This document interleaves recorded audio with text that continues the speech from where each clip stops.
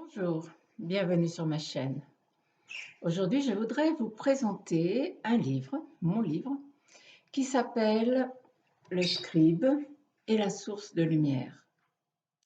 Ce livre, c'est d'abord un recueil de messages reçus en écriture automatique. Ces messages ont été reçus par un vieux monsieur lyonnais, que j'appellerai Louis parce que sa famille m'a demandé de ne pas révéler son nom.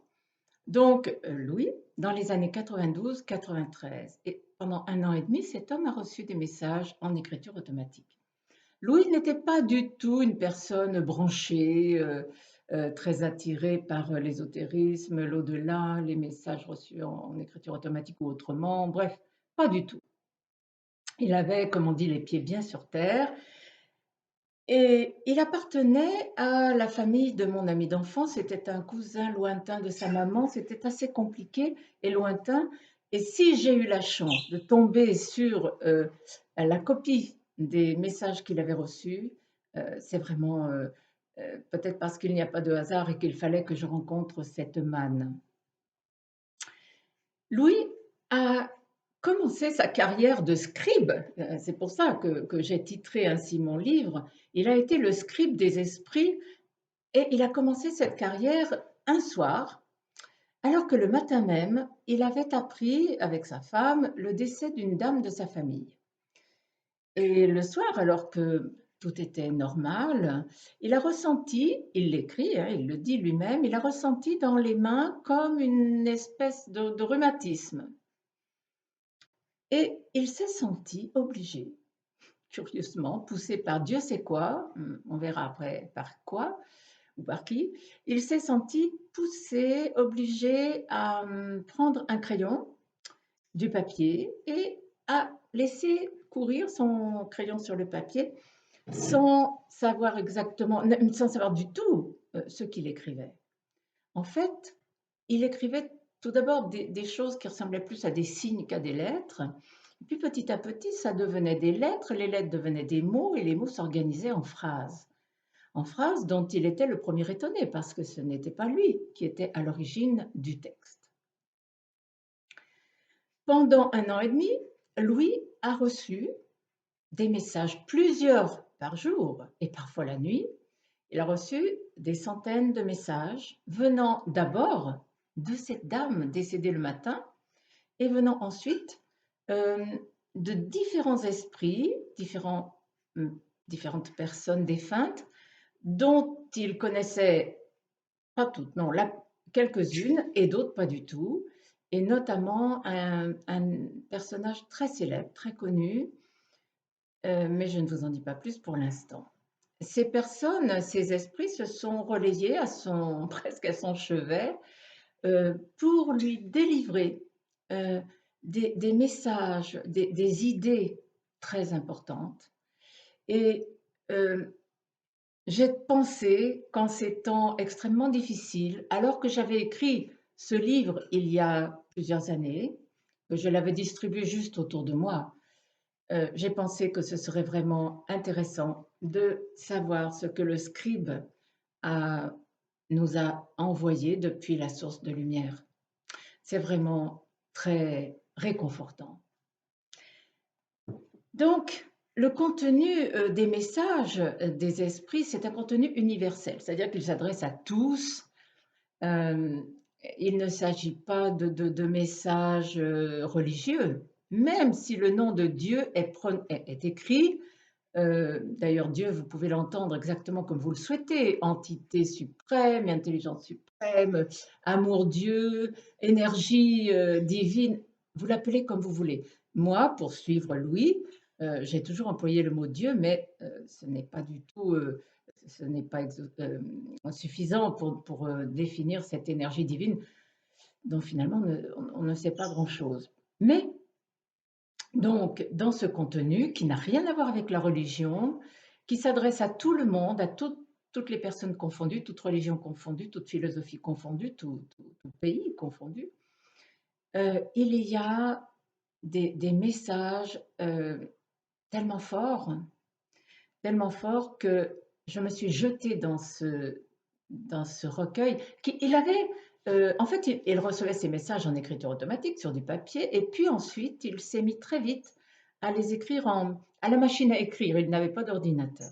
Donc il les a écrits à la machine et moi je suis tombée sur le recueil de tous ces textes écrits chronologiquement, à mesure qu'il les recevait, à la machine et je suis tombée là-dedans, mais je n'ai pas pu m'en sortir avant la fin.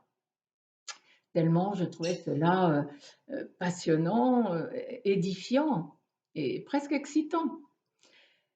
J'ai demandé la permission de garder, de faire une copie de ce recueil et pendant 1 an, j'ai travaillé dessus.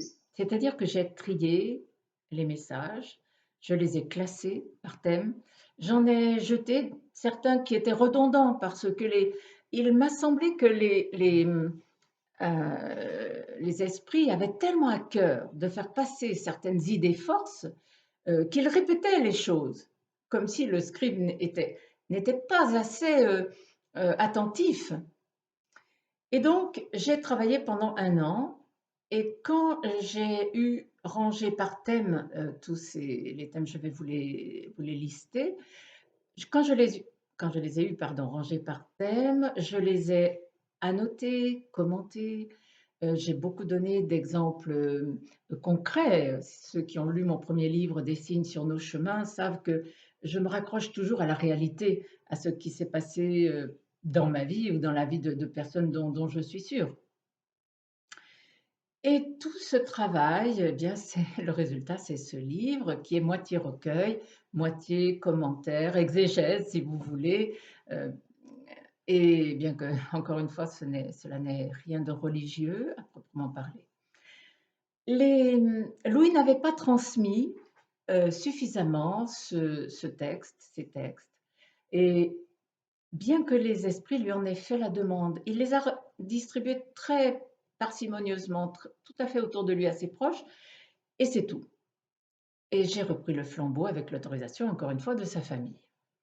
Les sujets qui sont abordés, je vais vous en donner une liste rapide.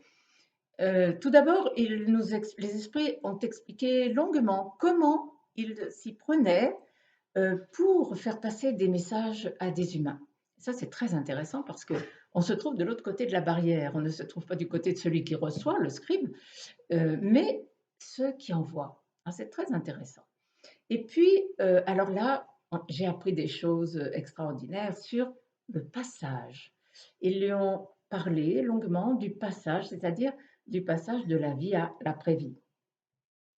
Ensuite, ils ont décrit, donné des renseignements, des informations sur la vie dans l'au-delà. Et croyez-moi, ben, c'est pas triste. Je ne vous dirai pas que c'est le Club Med, mais on voit que les esprits, nos défunts, ceux que nous aimions et qui sont partis, ne s'ennuient pas et qu'ils ont des activités auxquelles nous n'aurions jamais pensé, jamais osé penser. Donc, les activités dans l'au-delà qui montrent que l'au-delà n'est pas un repos éternel, pas du tout. Si vous rêvez de ça pour vous reposer, vous vous trompez.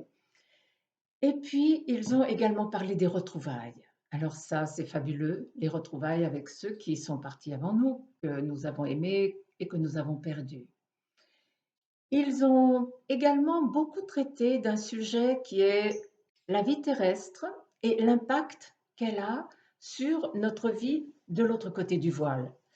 Et ça m'a semblé très intéressant, peut-être encore plus à la période qui est la nôtre, que nous traversons et qui est si difficile avec cette pandémie qui vraiment nous change nos existences. Bref, donc l'impact de notre vie terrestre sur la vie dans l'au-delà. Les épreuves aussi. Bien souvent, nous ne comprenons pas et nous n'aimons pas du tout, nous ne comprenons pas pourquoi nous sommes soumis à de telles épreuves, mais nous en trouvons une explication assez rationnelle dans ces messages. Ils parlent également du doute. D'ailleurs, le pauvre scribe a douté tout au long de ces 18 mois. Il n'a jamais été sûr que vraiment il recevait cette manne des esprits. Les esprits le grondaient, le secouaient. Il disait, mais enfin, arrête, tu n'es pas fou. qui n'est pas fou. Mais c'est vrai que nous doutons, lui doutait et nous doutons souvent, nous ne savons pas. Ils ont parlé beaucoup du doute par rapport à la vérité que nous cherchons. Ils ont parlé également de la méditation et de la prière avec, entre versus la prière, hein, pour savoir entre les 2. Et puis la religion également. Ils ont parlé de la religion et de la religion versus la foi versus la religion et ça n'a absolument rien à voir. Enfin, ils ont parlé du hasard, du libre arbitre et des rencontres que nous faisons dans nos vies et qui sont très certainement pas, le fait du hasard ou alors le hasard, je suppose que vous connaissez la définition parce que je l'ai déjà donnée, je ne sais plus qui l'a faite, mais elle est parfaite. Le hasard, c'est le nom que Dieu se donne quand il veut passer incognito. Et donc, ils ont traité aussi du hasard et des rencontres que nous croyons hasardeuses et qui ne le sont pas, et du libre arbitre, c'est-à-dire de la marge de liberté que nous avons, même si nous sommes hyper déterminés par le lieu de notre naissance, notre sexe, la vie familiale, le pays, la politique de ce pays, etc., etc. Voilà. Donc, c'était ce que je voulais vous dire en vous présentant mon livre. Donc, je le répète, le scribe est la source de lumière. Je l'ai fait fabriquer et puis je vous le propose si vous souhaitez lire ce livre. Il vous suffira d'aller sur mon adresse mail. Je vous la donne oralement. Je vais essayer de mettre un petit encart pour que vous l'ayez sur l'écran. Mon adresse mail, c'est cette adresse mail que j'ai créée, c'est le scribe et la source sans espace, le scribe et la source @orange.fr. Je vous donnerai la marche à suivre si ce livre vous intéresse.